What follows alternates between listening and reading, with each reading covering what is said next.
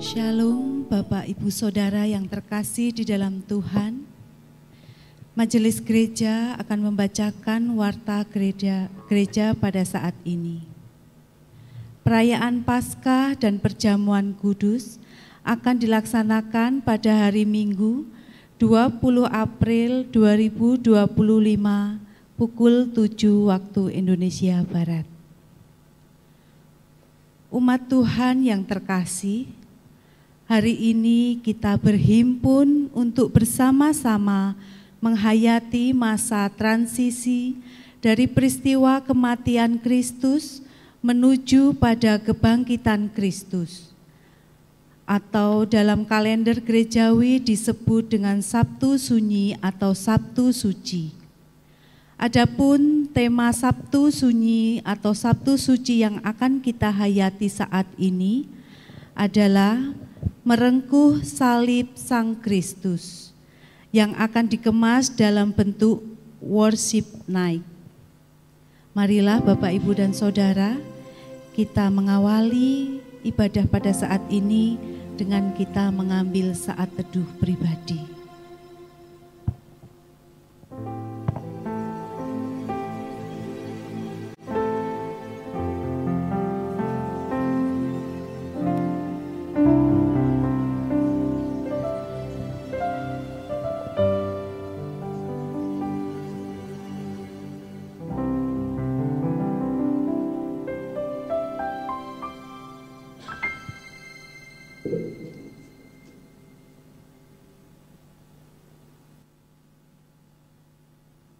Saudara dan saudari, salam sejahtera bagi kita semua. Mari kita mengambil waktu saat hening sejenak. Kita persiapkan hati dan pikiran kita dalam keheningan. Kita percaya Allah dapat berkata-kata dan menyatakan kehendaknya kepada kita semua.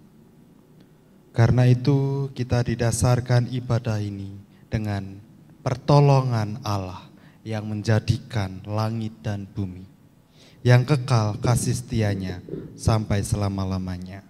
Amin.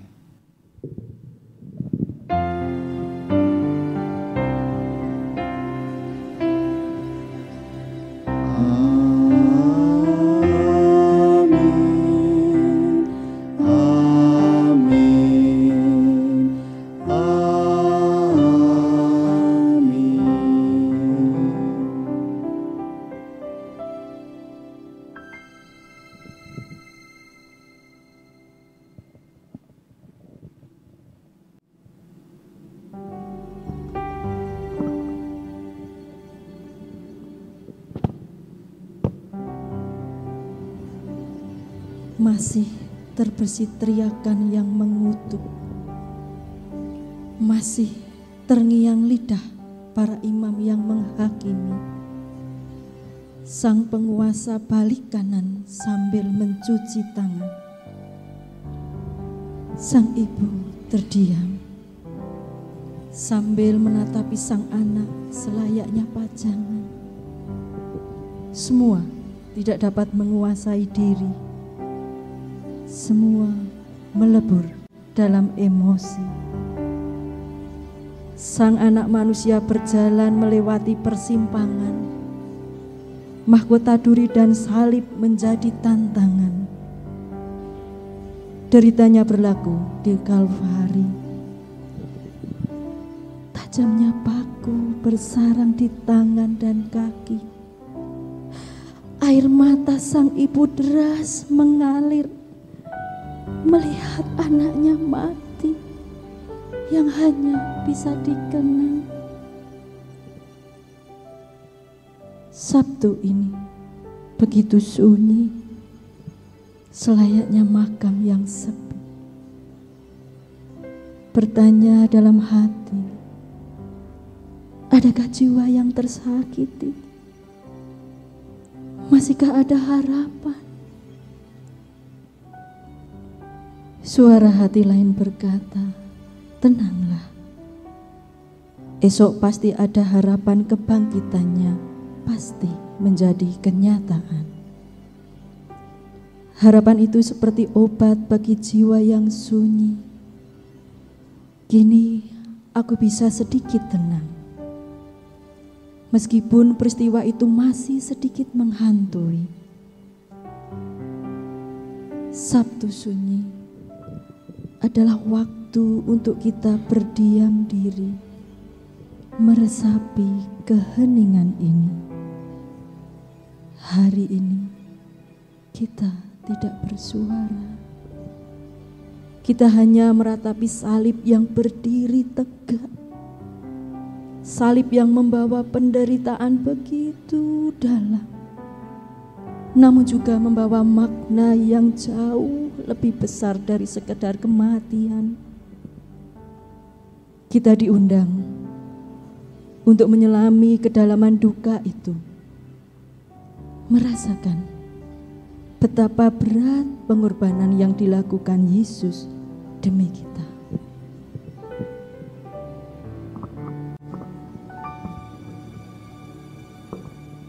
Karena kita, Dia menderita.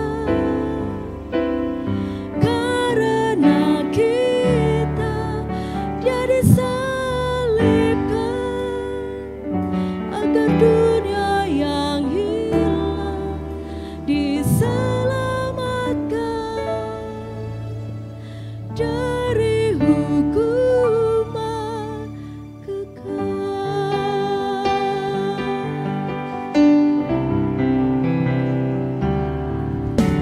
Kecil kita merindukan Allah, hanya Dia yang merawat, namun tak menyadari seorang bayi telah lahir, bawa keselamatan untuk manusia. Waktu pun berlalu dan kita pun tak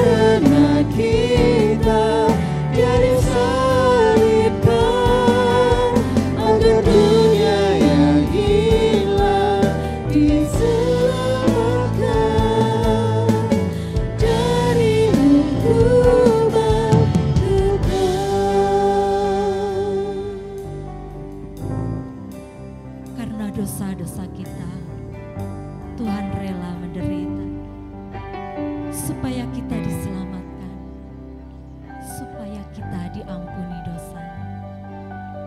Mari saat ini kita sujud di hadapan Tuhan, mengakui segala dosa-dosa kita, agar kita diselamatkan.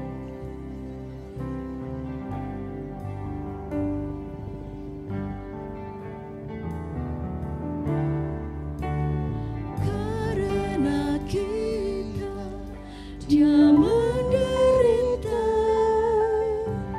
karena kita Dia disalibkan, agar dunia yang hilang diselamatkan dari hukuman kekal. Karena kita Dia menderita,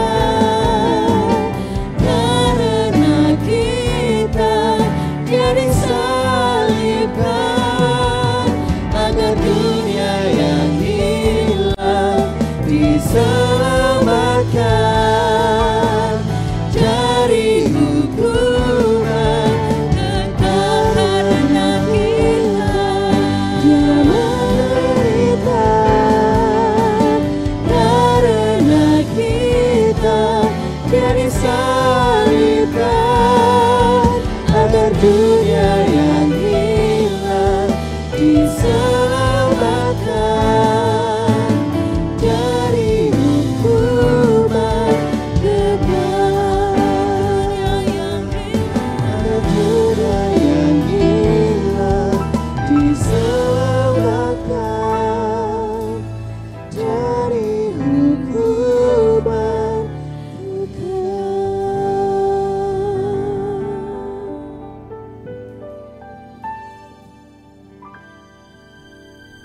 Sungguh, kita tidak bisa lepas dari dosa-dosa kita tanpa pengorbanan Tuhan di kayu salib. Mari kita sujud di hadapannya. Kita rengkuh salibnya.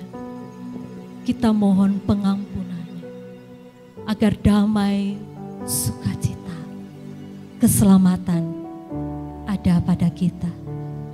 Bahkan kehidupan yang kekal akan diberikan kepada kita. Seperti di dalam firman-Nya, Yohanes 3 ayat 16.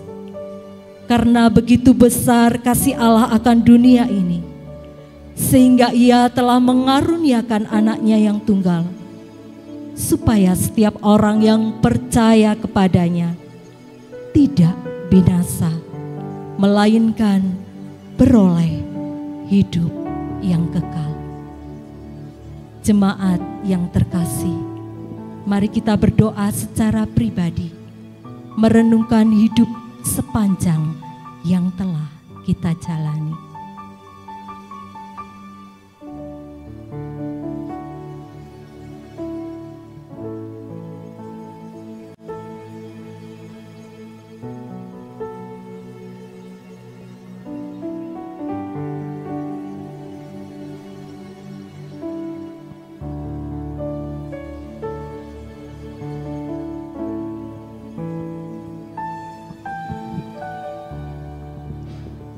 Pernahkah Bapak, Ibu, Saudara merasa bisa menjalani semuanya seorang diri? Terlebih ketika kita tinggi hati dan sombong, menjalani hari demi hari, seolah kita mengejar hal besar yang fantastis, bahkan ajaib dalam genggaman kita.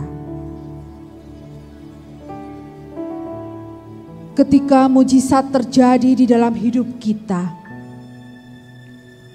di saat berkat terasa begitu melimpah, mudah bagi kita untuk berkata, Tuhan, Engkau baik, Engkau sungguh baik. Tapi bagaimana ketika semua hal itu tidak terjadi dalam hidup kita? Bagaimana kalau kita tidak merasakan seperti angan kita ingini? Apakah kita masih bisa mengucapkan, Tuhan, Engkau baik? Ataukah kita merasa sesak? Ataukah kita ingin mengumpat? Atau ada keinginan berpaling darinya? Kita bisa membayangkan apa yang Yesus rasakan di Taman Getsemani sebelum ia masuk dalam Kalvari. Begitu sesak, tetapi pilihan Yesus adalah meminta kekuatan untuk melewati cawan yang akan dia lalui. Apakah kita bersyukur? Bagaimana dengan setiap nafas? Denyut jantung yang berdetak? Bagaimana dengan setiap senyuman dan kehangatan yang hadir di dalam hati kita? Bukankah semua itu karena pertolongan Tuhan yang selalu mengalir dalam kehidupan kita?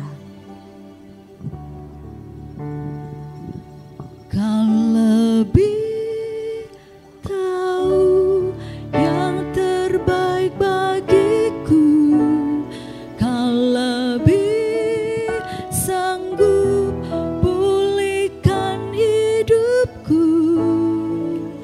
Ku berserah, ku percaya hanya Yesus penolong yang setia. Kau lebih tahu yang terbaik bagiku, Kau lebih sanggup pulihkan hidupku. Ku berserah, ku percaya hanya Yesus penolong yang setia. Saat ku berjalan, kasih-Mu menerangi langkahku. Tak ku takut, tak ku bimbang, karena ku tahu Kau bersamaku. Saat ku berjalan,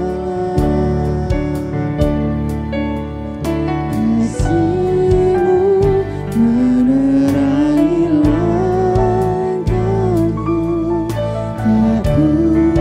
Tak ku takut, tak ku bimbang, karena ku tahu Kau bersamaku.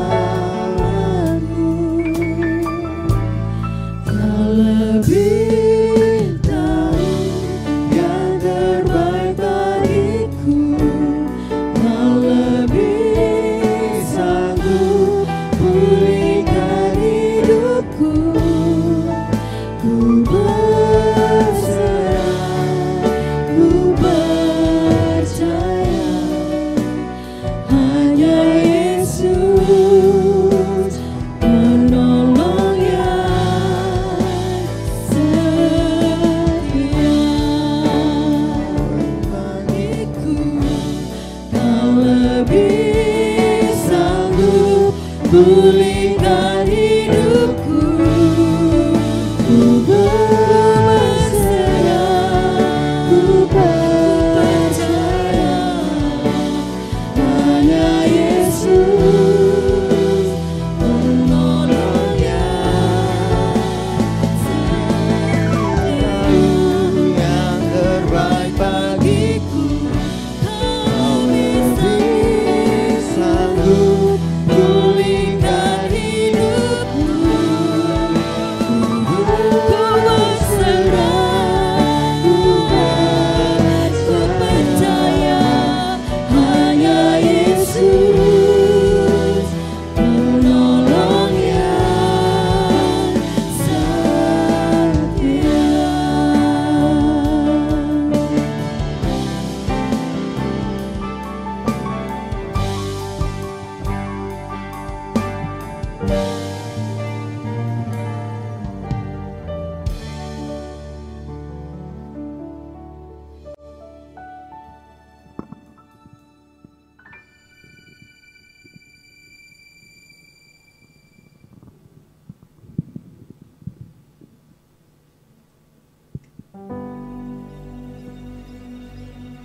Hari ini, hari di mana dunia seakan terhenti.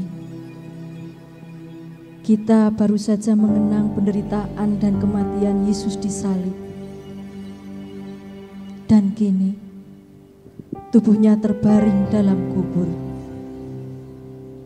Pada hari yang penuh keheningan ini, mari kita berhenti sejenak merenungkan makna salib. Bukan hanya sebagai simbol penderitaan, tetapi juga sebagai tanda cinta yang begitu dalam, yang rela berkorban untuk keselamatan kita. Matius 27 ayat 57 sampai 66 menggambarkan momen ini dengan sangat tenang dan penuh kesunyian. Dunia seakan menunggu dengan hening, menanti sesuatu yang besar. Ya, memang saat itu kita mungkin berpikir bahwa semua harapan telah terkubur. Namun, kita tahu bahwa di balik kesunyian ini, Tuhan sedang bekerja untuk membawa kebangkitan yang luar biasa. Kita diajak untuk memandang salib yang jauh di atas bukit, yang tampak besar dan penuh penderitaan. Tapi di balik penderitaan itu ada kekuatan yang luar biasa. Kekuatan yang mampu menebus dosa dan menyelamatkan kita. Kata sebuah lagu, salib itu tempat Tuhan Maha Kudus. Mengingatkan kita akan pengorbanan Kristus yang berikan hidupnya untuk kita. Saudaraku,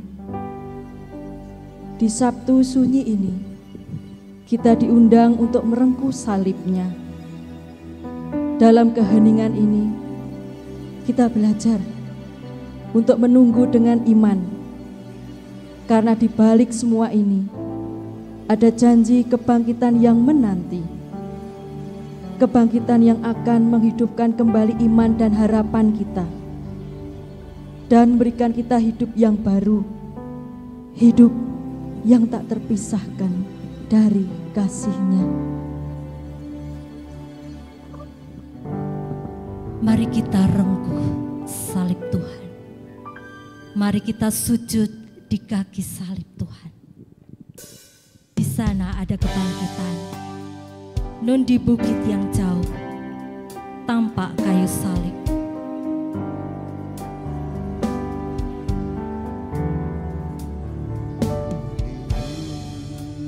Hanya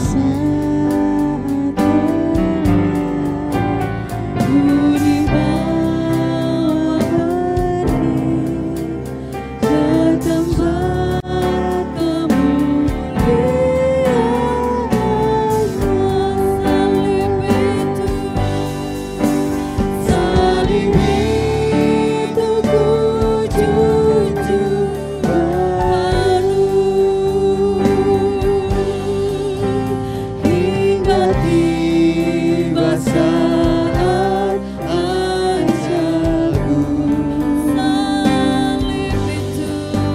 Salib itu ku rangkul teguh, dan mahkota kelak milikku. Salib itu ku junjung penuh, hingga tiba saat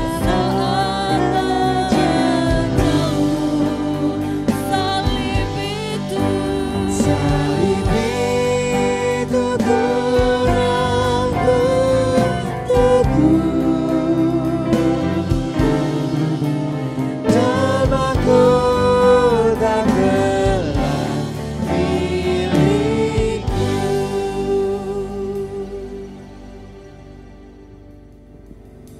Saudara dan saudari, mari kita masuk di dalam doa. Bapa di dalam surga, terima kasih Kau telah memberikan kesempatan pada kami pada saat ini untuk merayakan Sabtu Sunyi, di mana kami memandang kuburan-Mu Tuhan setelah Engkau disalibkan. Mampukan kami untuk merengkuh salib-Mu dalam kehidupan kami, sehingga kami dapat menjalani hari-hari penuh dengan penyertaan Tuhan saja. Ampuni kami Tuhan ketika kami berjalan di dalam kehidupan itu penuh dengan dosa dan kesalahan kami. Pada saat ini kami mau mengoreksi diri kami dan menyerahkan setiap dosa dan pergumulan kami hanya di dalam kuasa tangan-Mu. Di dalam nama-Mu kami berdoa dan mengucap syukur. Amin. Saudara dan saudari, mari kita membuka Alkitab kita dari Injil Matius. Injil Matius 27 ayat 57 sampai yang ke 66. Yesus dikuburkan. Menjelang malam, datanglah seorang kaya, orang Arimatea, yang bernama Yusuf, dan yang telah menjadi murid Yesus juga. Ia pergi menghadap Pilatus dan meminta mayat Yesus. Pilatus memerintahkan untuk menyerahkannya kepadanya. Dan Yusuf pun mengambil mayat itu, mengapaninya dengan kain lenan yang putih bersih. Lalu membaringkan dalam kuburnya yang baru, yang digalinya di dalam bukit batu. Dan sesudah menggulingkan sebuah batu besar ke pintu kubur itu, pergilah dia. Tetapi Maria Magdalena dan Maria yang lain tinggal di situ, duduk di depan kubur itu. Keesokan harinya, yaitu sesudah hari persiapan, datanglah imam-imam kepala dan orang-orang Farisi bersama-sama menghadap Pilatus, dan mereka berkata, "Tuan, kami ingat bahwa si penyesat itu sewaktu hidupnya berkata, 'Sesudah 3 hari aku akan bangkit.' Karena itu, perintahkanlah untuk menjaga kubur itu sampai hari yang ketiga.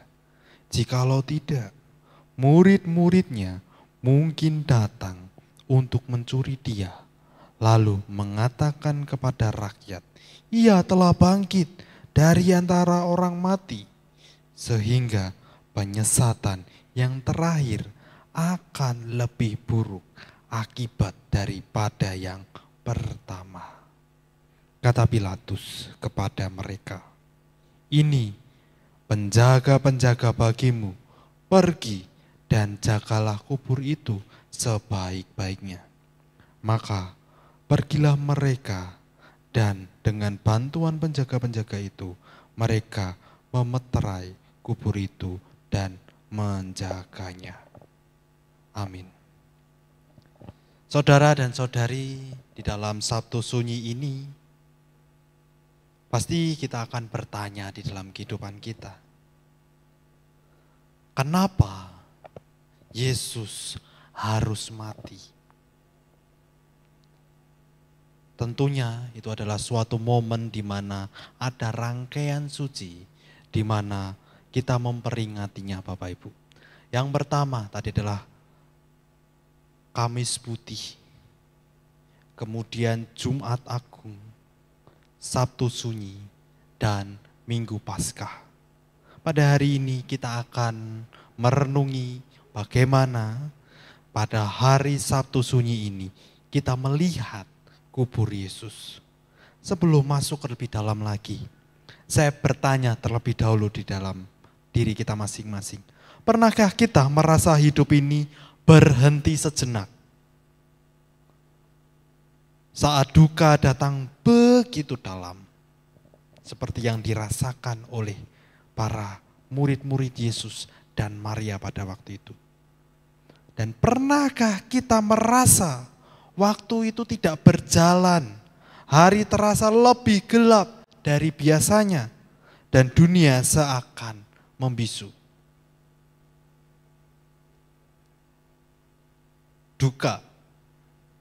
Duka itu seperti malam yang sunyi,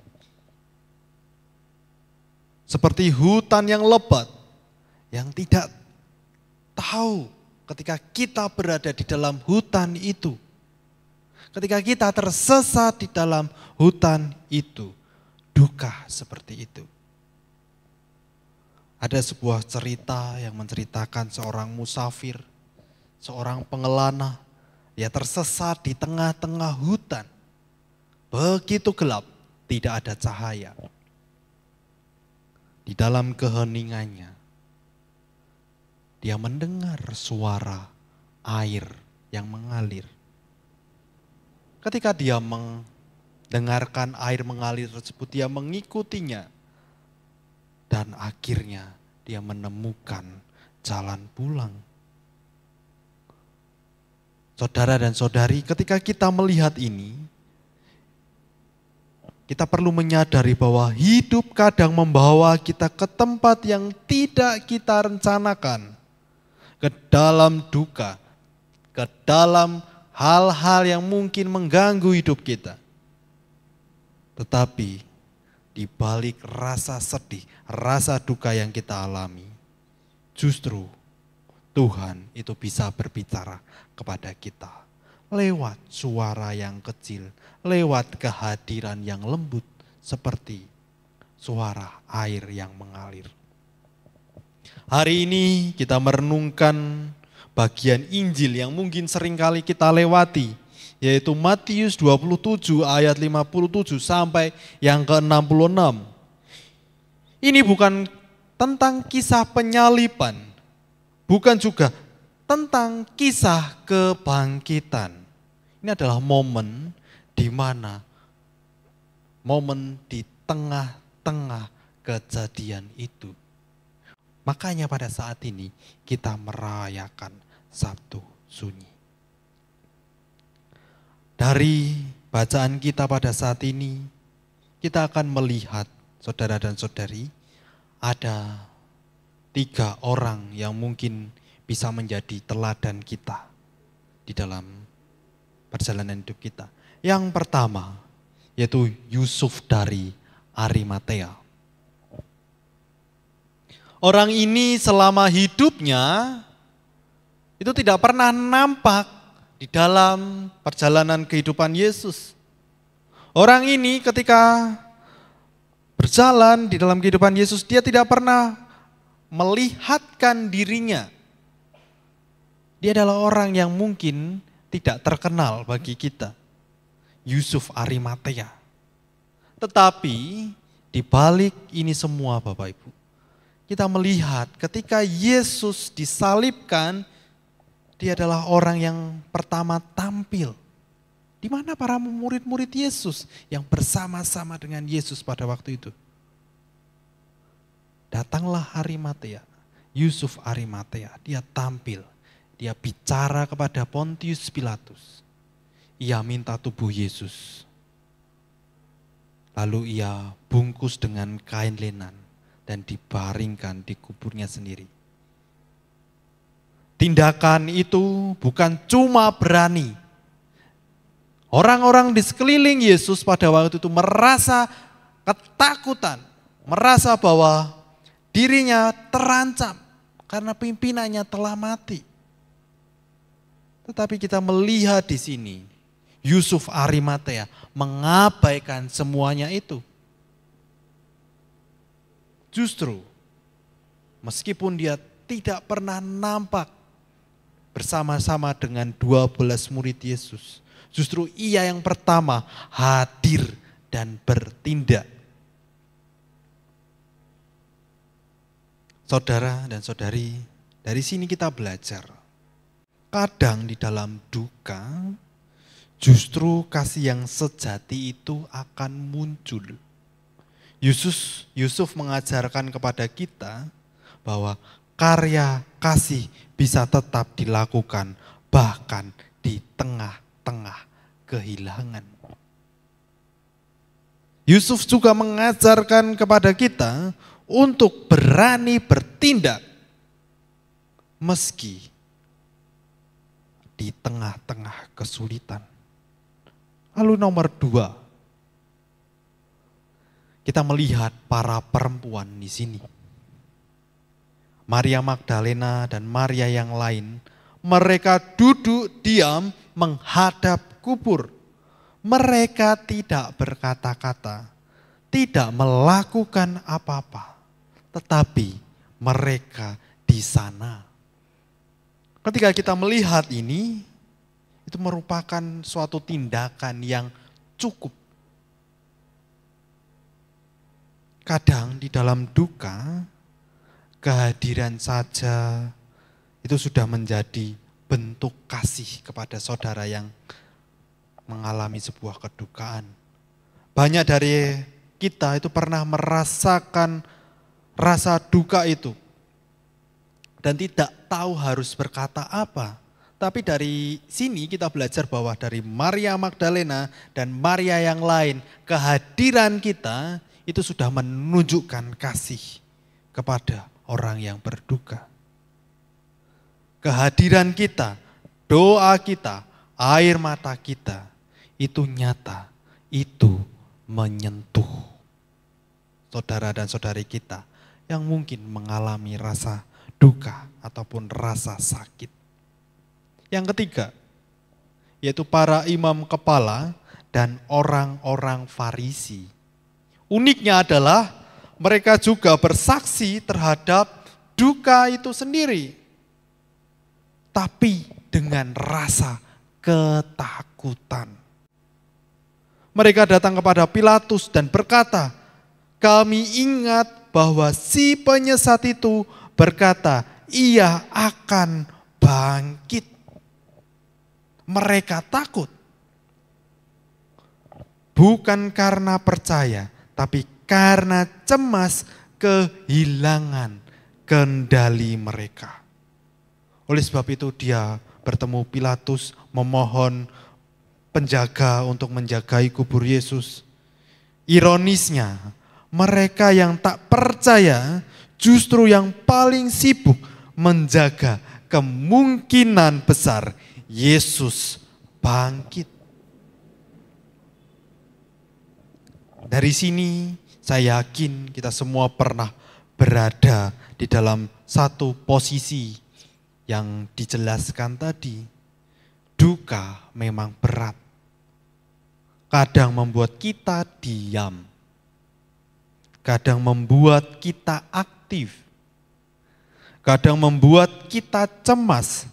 Tapi dari bagian Injil ini kita belajar bahwa duka tidak harus menghentikan kasih.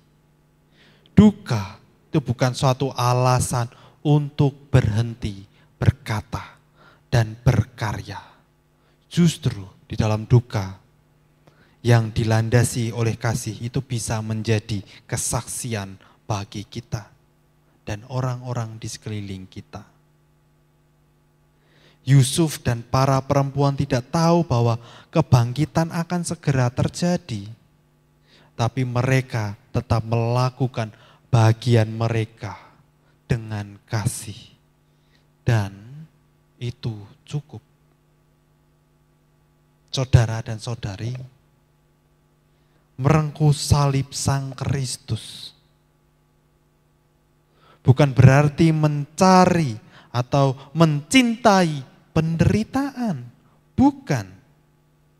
Tetapi artinya adalah menerima kenyataan hidup termasuk luka dan duka yang kita alami dan mengharapkan terang kasih Tuhan di dalam kehidupan kita.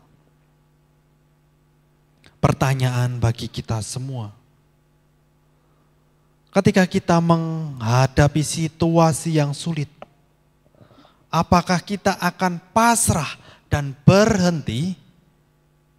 Atau yang kedua, tetap hadir dan bertindak?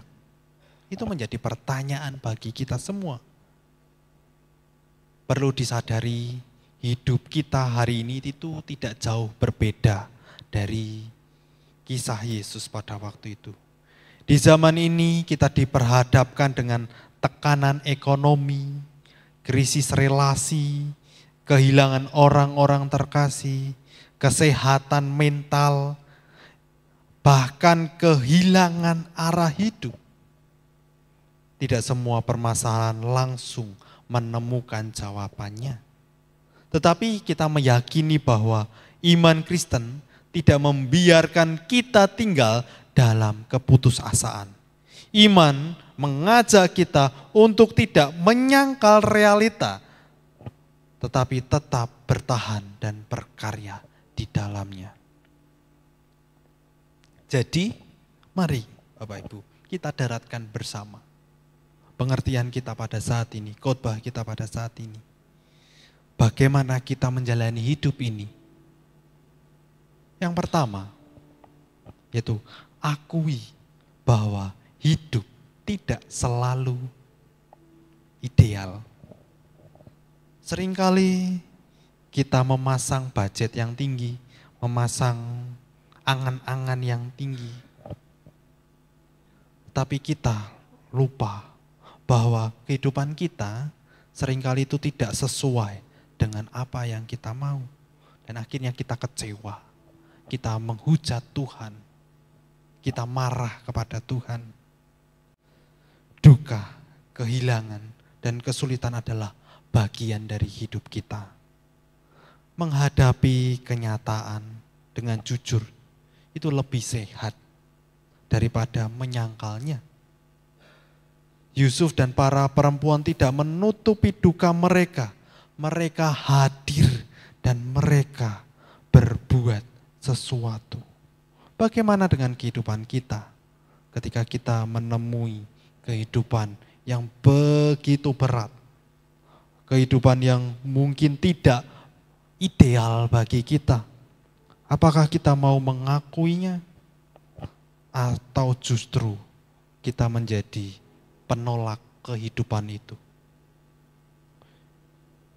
Yang kedua, jangan menunda kebaikan hanya karena suasana sedang berat.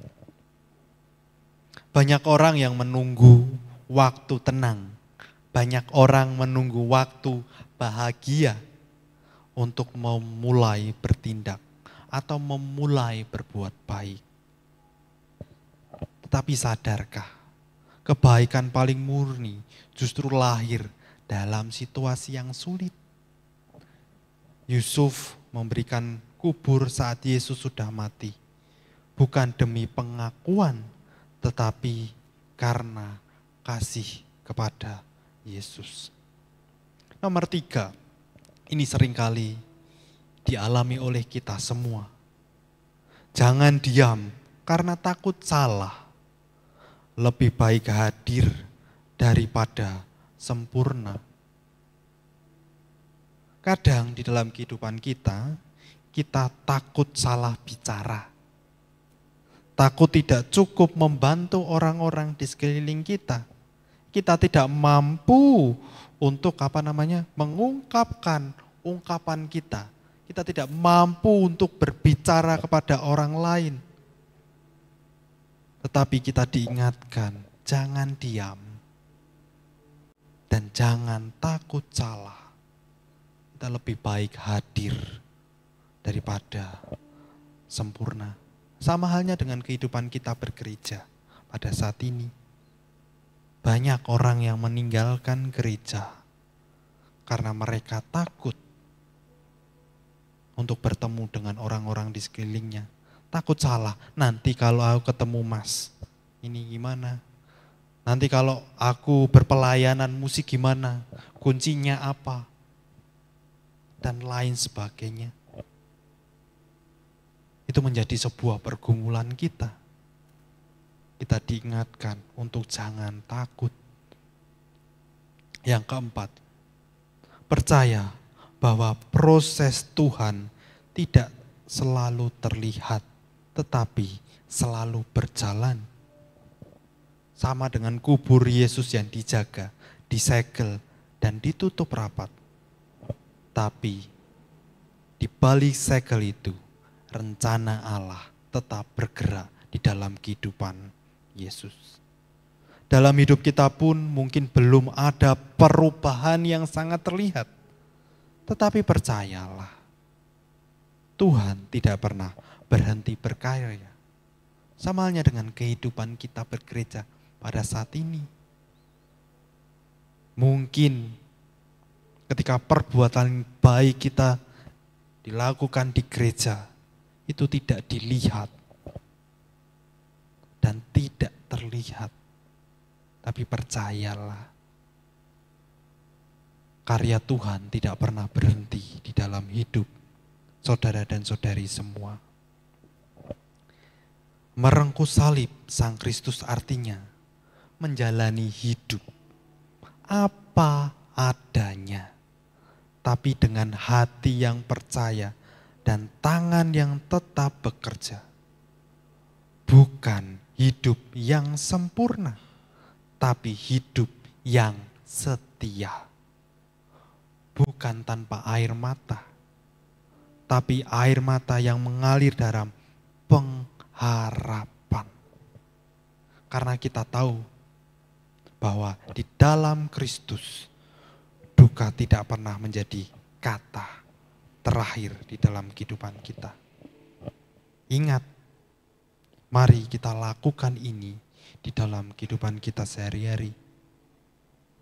Diawali dengan jangan takut untuk berbenah. Mari saudara dan saudari, kita akhiri perenungan kita pada saat ini dengan saat hening sejenak.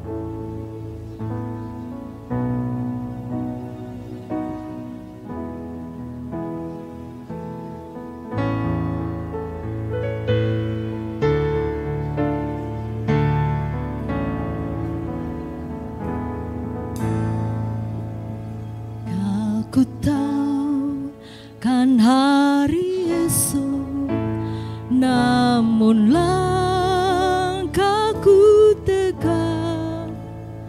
Bukan surya ku harapkan, karena surya kan lenyap.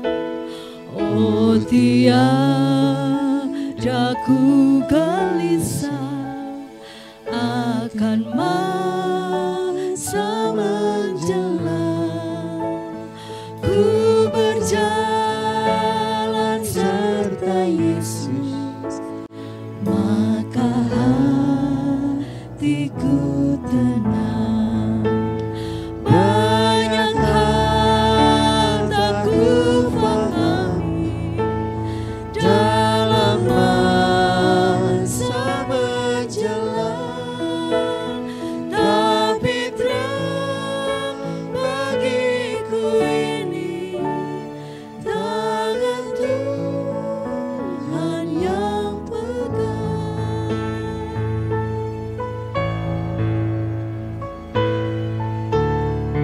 Makin teranglah perjalanan, makin tinggi aku naik.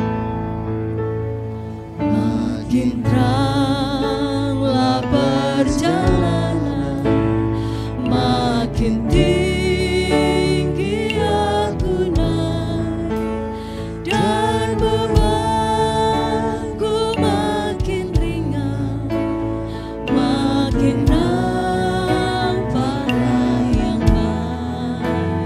Di sanalah terang abadi, tiada tangis dan keluh. Di negeri seberang pelangi, kita akan bertemu.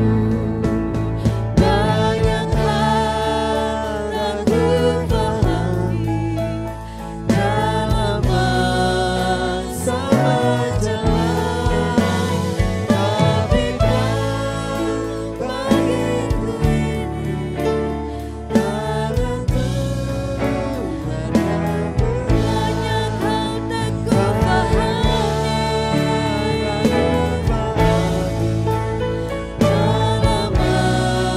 masa menjelang, tapi terang bagiku tangan Tuhan yang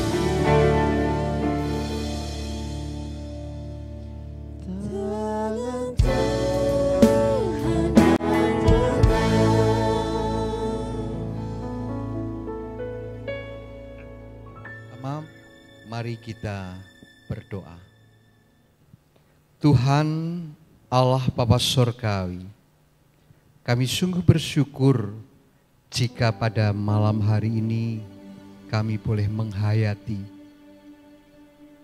kematian dan kami boleh berharap akan kebangkitan Tuhan untuk menyelamatkan kehidupan kami.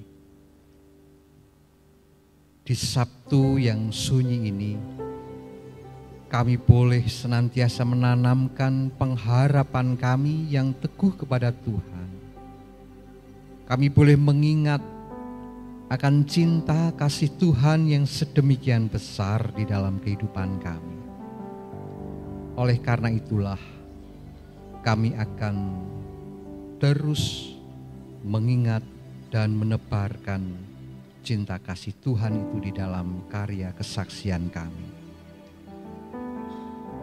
Kami memohon kekuatan, kemampuan di dalam kami melakukan segala aktivitas kehidupan kami, yang itu semua kami lakukan di dalam cinta kasih Tuhan untuk kemuliaan nama Tuhan.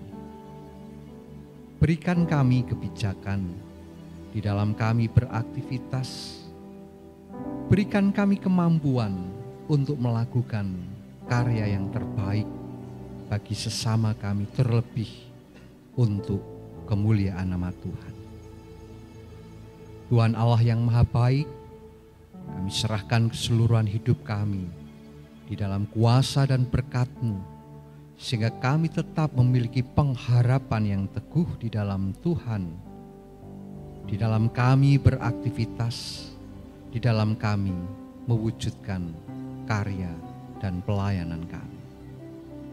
Tuhan Allah yang Maha Baik, demikian seru doa dan permohonan ini kami naikkan di dalam nama Tuhan Yesus Kristus yang telah mengajar kami berdoa.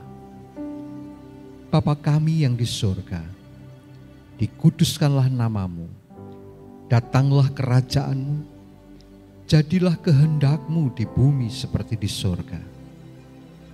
berikanlah kami pada hari ini makanan kami yang secukupnya. Dan ampunilah kami akan kesalahan kami, seperti kami juga mengampuni orang yang bersalah kepada kami. Dan janganlah membawa kami ke dalam pencobaan, tetapi lepaskanlah kami daripada yang jahat. Karena Engkaulah yang empunya kerajaan dan kuasa dan kemuliaan sampai selama-lamanya. Amin. Kini arahkanlah hatimu kepada Tuhan, sumber kehidupan.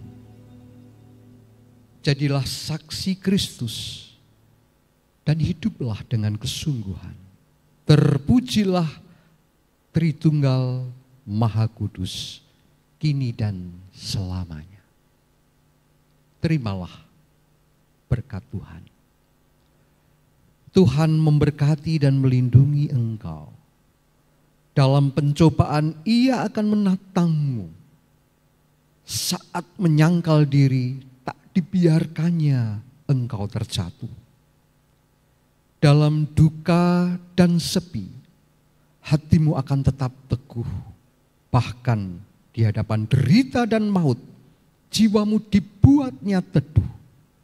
Sebab kuasanya merengkuh dan menopang, menjagaimu dan mengingat, percaya dan menjadi saksi. Kiranya persekutuan kasih Allah Bapa, Anak, dan Roh Kudus senantiasa menyertai saudara sekalian kini dan selamanya. Amin.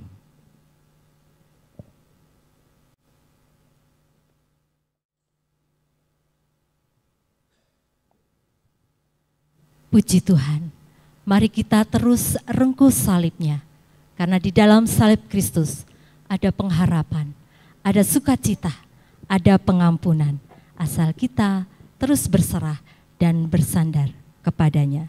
Ku berserah kepada Allahku, di darat pun di laut penderu.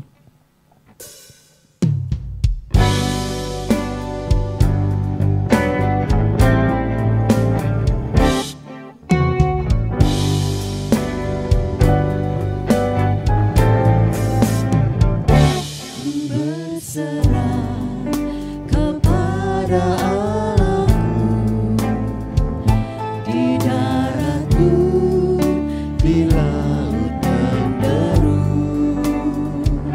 Tiap detik tak berhenti, Bapa surgawi terus menjagaku. Engkau benar, ku dipegang